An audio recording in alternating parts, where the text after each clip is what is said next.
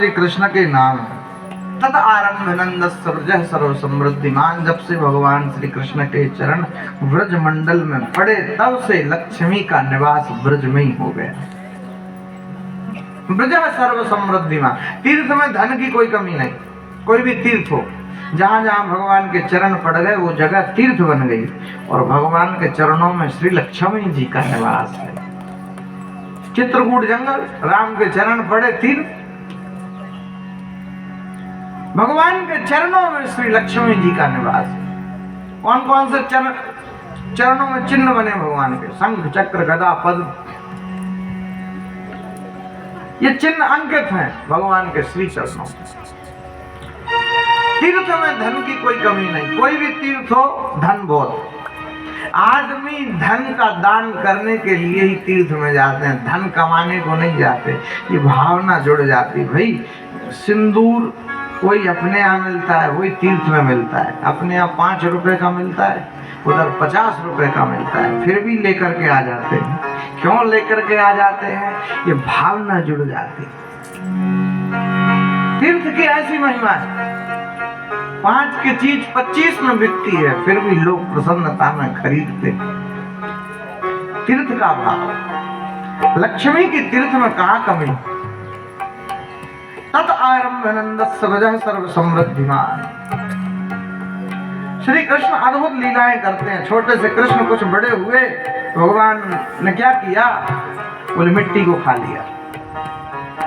लीला कुछ अलग से नहीं है। बच्चे मिट्टी खा लेते, मिट्टी खा ली। एकदा क्रीडमानास्ते रामाधा गोपदार का कृष्णो मृदम भक्षित वानेति मात्रे नए वेदयन्। ब्रज में ब्रज की रज की महिमा। ब्रज की रज, रमण रेति लोटो नहीं, कियो न यमुना पान, रे नर तू समझो नहीं, ब्रज को तत्व महान। रेणु वेणु और धैनु, 3 चीजों की महिमा ब्रज मंडल में है। रेणु मतलब रज, वेणु मतलब बांसुरी, धैनु मतलब गाय। 3 चीजों की महिमा। ब्रज रज, ये मिट्टी लग जाती हाथ में धो लेते। अब ब्रज की रज, उसको जानबूझ के लगाते हैं, मस्तक पे लगाते, शरीर में लगाते। ब्रज रज में लौटते हुए लोग परिक्रमा देते, देखा है मैंने। बड़े बड़े सेठ, कुछ तो मिलता ही होगा। 11 वर्ष 52 दिन श्री कृष्ण ब्रज में रहे तो कृष्ण ने अपने चरणों में चरण पादुकाओं को नहीं पहना, ऐसे ही दौड़ लगाते हैं, गायों को बुलाते। आहा, जब तक ब्रजमंडल में कृष्ण रहे तब तक चरण पादुकाओं को नहीं पहना। ये रज की महिमा है। रेणु, दूसरा है वेणु। जब तक कृष्ण ब्रज में रहे तब तक बांसुरी बजाए, ब्रज को छोड़ा बांसुरी कभी नहीं बजाई। तीसरा है धेनु, गाय। जब तक ब्रज में रहे तब तक ही गाय चराएंगे। ब्रज को छोड़ा, फिर कहीं वर्णन नहीं मिलता कि द्वारिका में जाकर के कृष्ण गाय चराते, नहीं। इसलिए ब्रज में 3 चीजों की महिमा, रेणु वेणु और धेनु। ब्रज की रज की तो ऐसी अद्भुत महिमा। रज, भगवान के चरण की रज। कोई महापुरुष के चरण की रज मिले जिससे जीवन धन्य हो जाए। चरण की रज। श्री कृष्ण ने उस रज को खा लिया। रमण रेति लोटो नहीं। वृंदावन में एक बड़े अच्छे संत हुए, लाला बाबू। उनका मंदिर बना, बड़ा प्रसिद्ध है लाला बाबू का मंदिर, प्राचीन वृंदावन में। आजकल न्यू वृंदावन भी बन गया ना, नए नए अच्छे अच्छे मंदिर बना दिए, जो सौंदर्य के हिसाब से तो बड़े सुंदर है, लेकिन प्राचीनतम वृंदावन जो है उसकी बात थोड़ी अलग है। उतनी अधिक सुंदरता तो आपको प्राचीन वृंदावन में नहीं मिलेगी, लेकिन वृंदावन तो वृंदावन। वो भूमि, उस भूमि की महिमा है। ये नया वृंदावन में ये अलग अलग मंदिर बन गए, सुंदर सुंदर बहुत, वृंदावन के बाहर। लेकिन प्राचीन वृंदावन जो है अद्भुत। उसी में एक लाला बाबू का मंदिर है। उनने अपनी पूरी प्रॉपर्टी बेच के मंदिर बनवाया। तो उन्होंने अपनी वसीयत में लिखा था, वो ब्रिटिश टाइम था, जब मैं मर जाऊं तो मुझे घसीटते हुए इस ब्रज रज में ले जाना और यमुना में विसर्जित कर देना। तो कहते जब उन्होंने प्राण छोड़े तो उनके शरीर को खींचते तो अंग्रेज आ गए तो कहा कि नहीं नहीं, ये तो अमानवीय कृत्य है, नहीं खींच सकते। लेकिन साहब मशीनें आई, उनको उनके शरीर को खींचती, नहीं खींचे। बोले इस धूल में ही खींच करके ले जाना पड़ेगा। बोले नहीं नहीं, और बड़ी बड़ी मशीनें आ गई, लेकिन उनका शरीर खींचता नहीं था। और फिर तो क्या, एक छोटे से बच्चे ने पकड़ा और खींच दिया, ले गया, यमुना में विसर्जित कर दिया। वो लाला बाबू का मंदिर ऐसा अद्भुत है कि वहां भगवान जो वस्त्र पहनते हैं, उनके वस्त्रों में से आज भी पसीने की स्मेल आती। कहते हैं जब प्राण प्रतिष्ठा हो रही थी,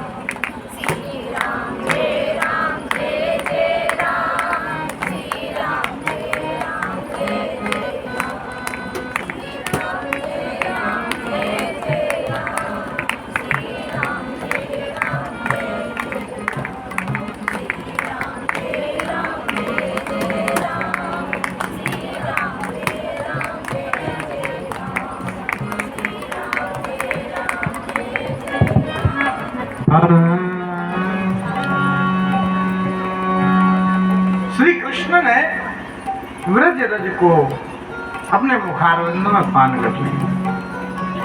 ब्रज में ब्रज की रज की महिमा है। ब्रज रज को मुखारविंद में पान कर ली। छोटे बच्चों को नहीं देख पाते तो मिट्टी खा लेते, वही कृष्ण ने किया। श्री बलराम जी रास्ते से निकलते, बलराम जी की पड़ी नजर, लाला मिट्टी खा रहा है, मिला मौका, जोरदार पीटा।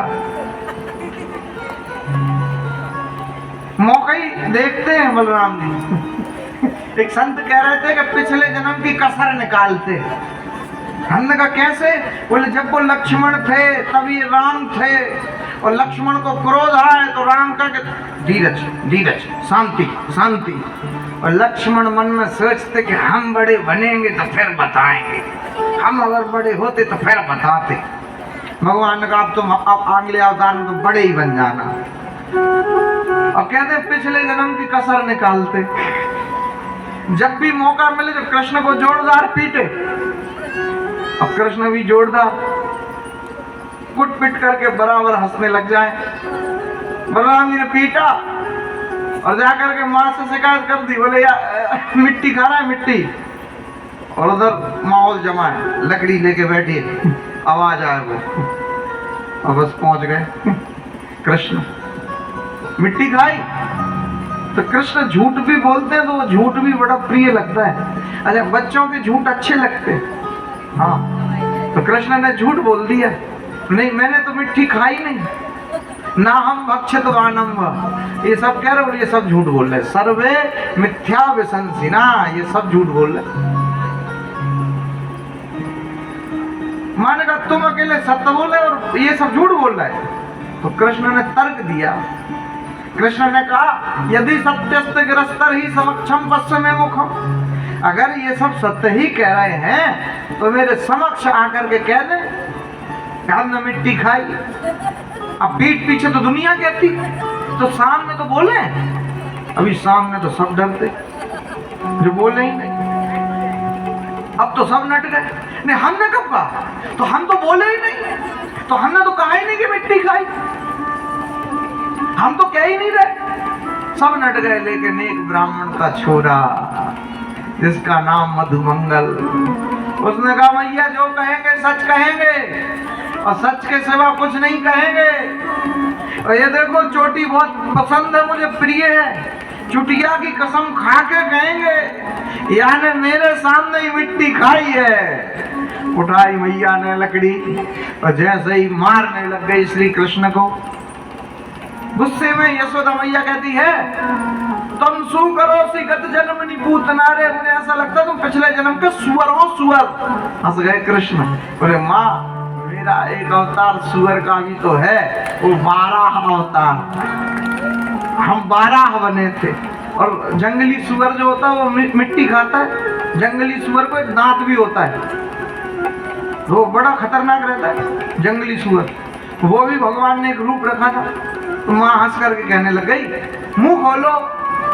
तो कृष्ण ने मुश्किल में तो मुंह खोला और मुंह के अंदर जो विराट रूप दिखाया, सारा ब्रह्मांड श्री कृष्ण के मुखारविंद के ही भीतर नजर आने लग गया। रोम रोम प्रतिलागे कोटि कोटि ब्रह्मांड। माँ घबरा गई। हजारों सूर्य हैं, हजारों तारे हैं, हजारों पृथ्वियां हैं। अरे माँ घबरा गई, इतना बड़ा स्वरूप। माँ की बुद्धि काम नहीं करती। पृथ्वी जैसे कितने ग्रह, कितने दीप, पृथ्वी उसमें भी कितने प्रकार के देश, उसमें भी भारत देश, उसमें भी कितने प्रकार के प्रदेश, उसमें भी राजस्थान, उसमें भी कितने जिले, उसमें भी 12 जिला। और अगर उसमें भी देखें तो ये हमारा नगर। और विश्व के नक्शे में सुई की नोक के बराबर भी भूमि नहीं दिखाई पड़ेगी। इतना बड़ा स्वरूप जब दिखा दिया, माँ की बुद्धि काम करती नहीं। भगवान से ज्यादा बड़ा कोई नहीं है। ऐश्वर्य शक्ति सबसे ज्यादा बड़े कौन? बोले भगवान। और सबसे ज्यादा छोटे कौन? बोले वो भी भगवान। ज्ञानियों के लिए बड़े और भक्तों के लिए छोटे। माँ को परेशान देखा तो भगवान पुनः छोटे हो गए। इस प्रकार भगवान ने माँ को विराट स्वरूप का दर्शन करा दिया। अपनी माया को आदेश दिया, जो कुछ मैया ने देखा तो वो मैया भूल गई। और छोटे से कृष्ण कुछ और बड़े होने लग गए धीरे धीरे। जो श्री कृष्ण और बड़े होने लगे तो अब श्री कृष्ण अपने मित्रों से कहते अपने अपने घर में चोरी करो। चोरी क्यों की? अरे भाई माखन मिश्री जो होता था नगर में, गांव में, वो मथुरा में बेच देते थे। और कंस के सैनिक खा खा के ये हो रहे। और कृष्ण ने कहा कल को हमको इनसे ही लड़ना है।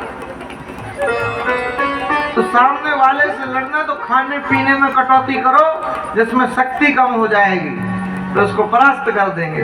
ये एक राजनीतिक सोच। Krishna is the great politician. ऐसे मना करेंगे गांव वालों के मथुरा मत जाओ, माखन मिश्री मत बेचो, तो कौन सुनेगा? तो उकसाया ग्वाल वाल को, सखाओं को, अपने अपने घर में माखन खा लेना, बचने ही नहीं देना। दूध दही माखन घी जो मिले सब खा लो। जब बचेगा ही नहीं तो मथुरा में बिकेगा कैसे? तो घर घर में चोरी होती, वो नाम कृष्ण के ऊपर ही आता। एक गोपी ने क्या किया, मटकी बांध दी, घंटी को बांध दिया बाजू में। मटकी को कोई भी छुएगा तो घंटी बज जाएगी। कृष्ण ने देखा 10 खड़े हुए, 9, 8, 7, 6, 5, 4, 3, 2, सबसे ऊपर कृष्ण देखा तो घंटी से कहा सुनो क्या बजना नहीं? घंटी ने कहा नहीं बजेंगे। तो जैसे ही मटकी को छुआ तो घंटी नहीं बजी, मटकी को उतारा सो भी घंटी नहीं बजी। ग्वाल वालों ने माखन को खाया तो भी घंटी नहीं बजी। ग्वाल वालों ने कहा कन्हैया तुम भी तो खाओ, और जैसे ही श्री कृष्ण ने माखन को खाया तो घंटी बज गई। गोपी आई कृष्ण को पकड़ा, बोले एक मिनट घंटी से बात कर ले। कृष्ण ने घंटी से कहा हमने तुमसे कहा था नहीं बजना। बोले मटकी छुई, हम नहीं बजे, बोले बराबर। मटकी को ऊपर से नीचे उतारा, हम नहीं बजे, बोले बराबर। ग्वाल वालों ने माखन को खाया, हम फिर भी नहीं बजे, बोले बराबर। लेकिन जब आपने माखन खाया तो बजना पड़ा। क्यों? बगैर घंटी के ठाकुर जी को भोग को नहीं लगे। अरे भगवान को भोग लगाते हैं तो घंटी बजा देते। तो ऐसी भगवान की नटखट लीला है।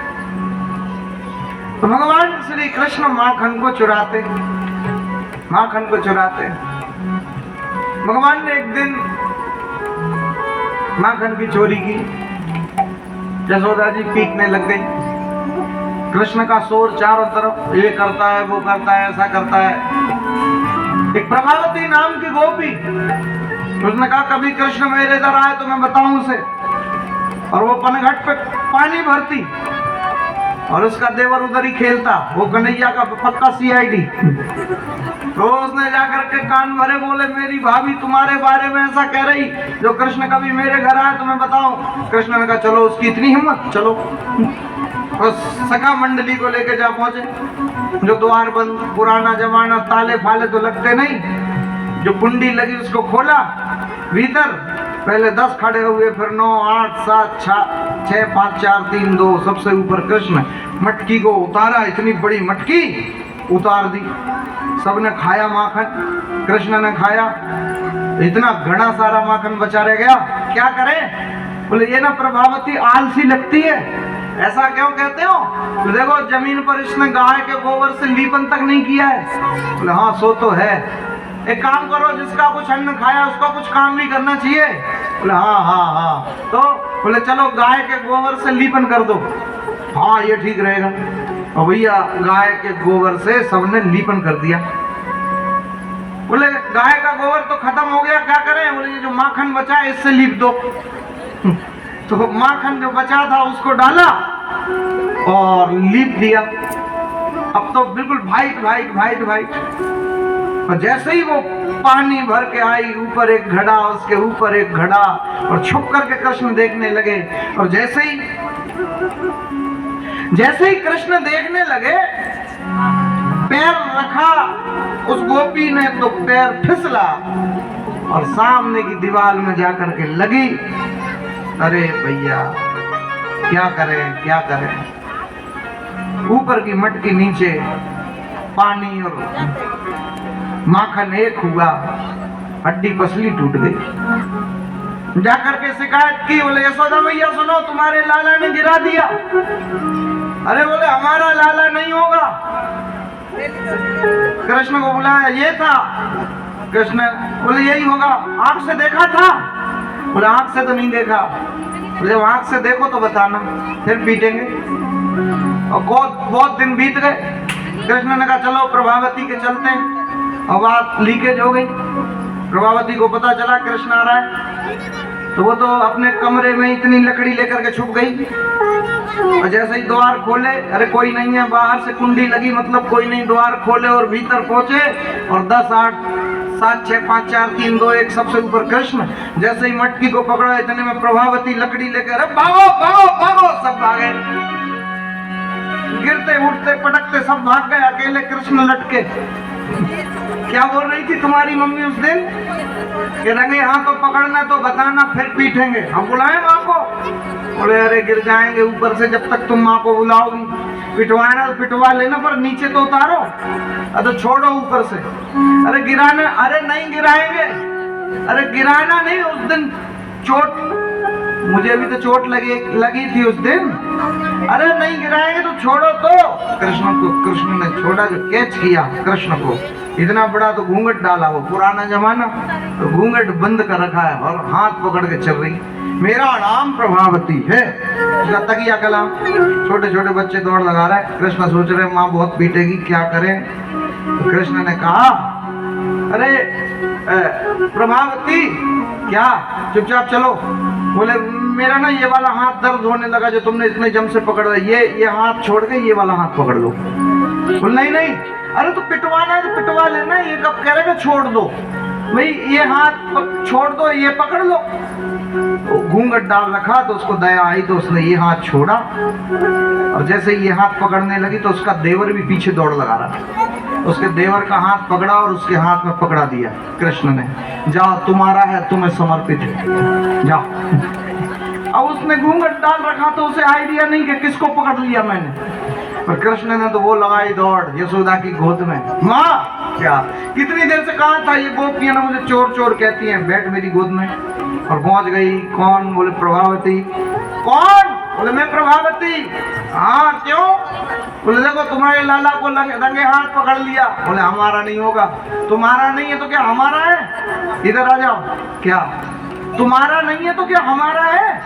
बोले देखो प्रभावती, इधर नंद बाबा तो है नहीं। बोले नहीं, ये घूंघट ऊपर करो और देखो वो कौन है। जैसे घूंघट ऊपर किया, देखा तो वो देवर। अरे बंदर तू कैसे आया इधर? बोले भाभी मैं क्या करूं, जो आप ही पकड़ के ले आई। अरे श्री कृष्ण ने कहा प्रभावती जी जय श्री कृष्ण। अब तो वो मुंह ना बोले। उन गई। कृष्ण ने कहा अभी आता हूँ खेल के। बोले हाँ सुनो, अब की बार तो तुम्हें तुम्हारे पति देवता तुम्हारे देवर का हाथ पकड़ाया और हमसे पंगा लिया, तो अब की बार तुम्हें तुम्हारे पति देवता का हाथ पकड़ा देंगे।